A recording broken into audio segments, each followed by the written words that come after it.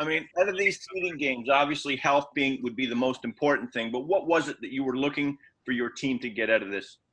Conditioning, get back on the floor together. Understanding that we have the long-term play.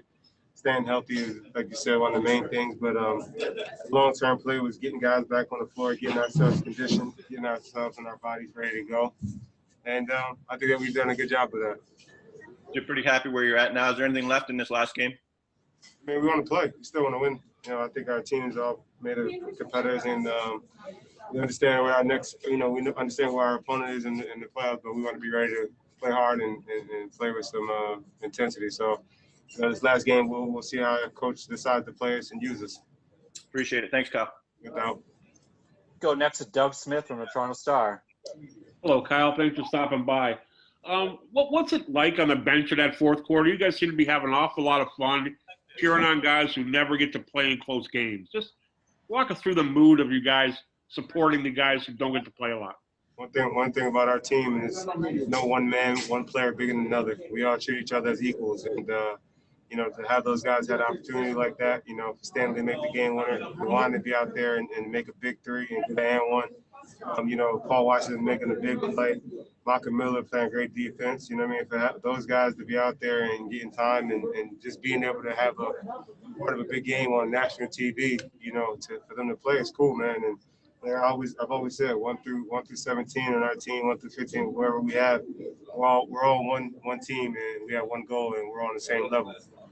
Do you think that kind of camaraderie has sort of helped through this weirdness of 2 weeks in Naples, maybe 7 weeks in Orlando? So, Doug, you gotta get a better internet connection. It is. Yeah, I'll say yeah. I'm just gonna say yeah. Thanks, Kyle. No. Gonna go next to Blake Murphy from the Athletic.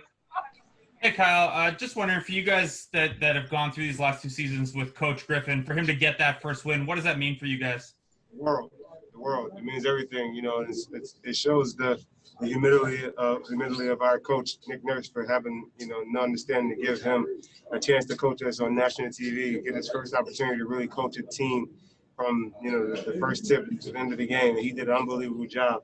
And hopefully Coach Griffin's the head coach soon. We'll miss him, but hopefully he gets his opportunity to be a head coach. And we have a little bit of a water shower. We forgot to get the basketball, but he'll have plenty more wins to come to get that basketball.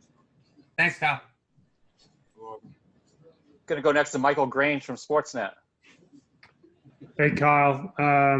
What do you think will make Griff a good head coach besides maybe being a good listener? I think Griff's demeanor. I think his preparation, demeanor, his outlook on everything. He doesn't look at players as players. He looks at us as men, and the respect level that he has for us, and we give it right back to him. He's been in his league as a player. He's been in his league as a coach for a long time, and whenever the opportunity comes, he's ready for it now. He's ready for the opportunity. Whenever it comes, he's gonna flourish in it. And Kyle, I'm just going to ask because I don't recognize it. The symbol on your hat. What's is that something important? My homeboy, back home, made the hat. It's my homeboy company, so I shout him out, give him a little look. I love it. Take care, buddy. No, man. Josh Lewinberg from TSN is next. Yeah, how many y'all here? Hey, Kyle. Follow up on Adrian. The organization has always been really good about giving everybody, players, coaches, front office, people, opportunities to succeed. And how important has that been for an organization to sort of build that culture of winning and develop everybody within it? It's important. I mean, we've been continuously getting better every single season I've been here. And that's from top to bottom. And when you're on the same page from top to bottom, it makes life a lot easier. It makes everything a lot smoother. It makes the transition from one thing to the next a lot easier. And then you got guys who, we got Bobby started at one position. He's now here. Masai started somewhere. He's there. Coach started somewhere. He's now at this level. I started somewhere. Norm, Freddie. And it just shows the growth of the organization, the culture. It's all about winning and uplifting the next person, the next man, whoever it is. Something a bit off topic, if it's okay, but you talk about the sustained success of the organization. Not okay. Not okay? No, go ahead, finish up. Hurry up, come on. The sustained success of the organization. So much of that started in that series against Brooklyn in 2014. For you at the time, being a pretty young player, to go through that experience in that series against a veteran team like that and come up just short, what did that do for you in your development? Everything. Motivated me to be great, be better, understand the situations that I'm going to be in and how to be successful in them.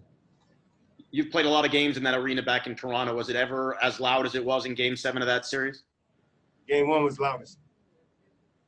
Thanks, Kyle. No doubt. 3 more. Going to go to Cassie Howarth from ESPN. Hey, Kyle.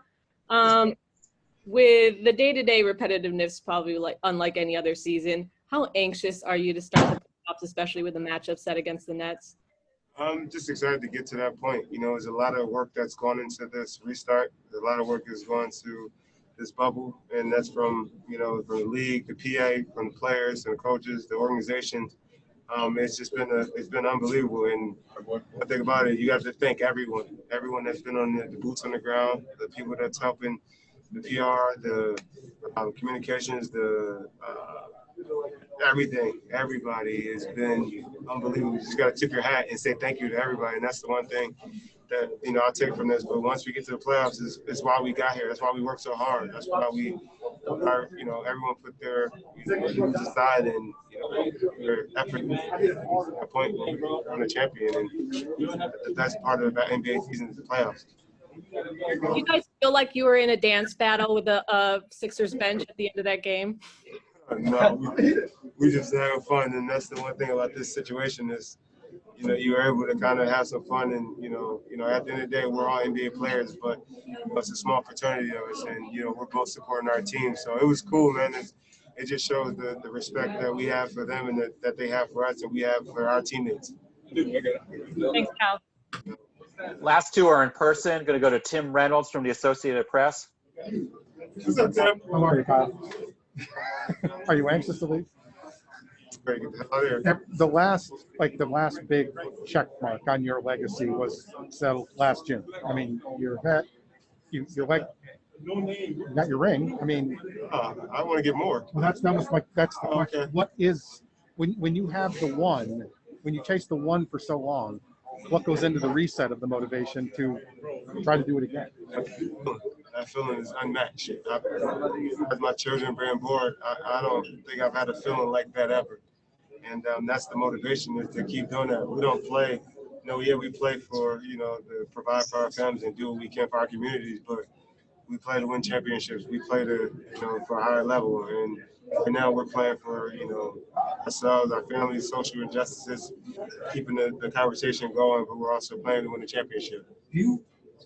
Did it ever bother you that there might have been a time when you could have been underrated? Did that bother you? Well, now, because it still happens. Whatever. Next question, Mark. Last question goes to Last question. Mark Medina from USA Hey, Today. hey, shut up. I got it. What's up? I appreciate it. What have been the challenges of doing this throughout it? You haven't been able to see family. The challenge of not being able to see my family has been crazy because my kids. Carlo Quinn, you know what I'm saying? Carlo Quinn, you know, my guy. Just to not being able to see my kids grow and not being able to hang out with them and let them, you know, play a game we call takedown, not being able to tackle them. That's the toughest part, man. But What are you looking forward to when, you know, things go right? I mean, you guys will be able to bring family in later on. I don't know. You know, I don't know if I'm gonna. I haven't decided what happens with that situation, but I'm sure people will be happy.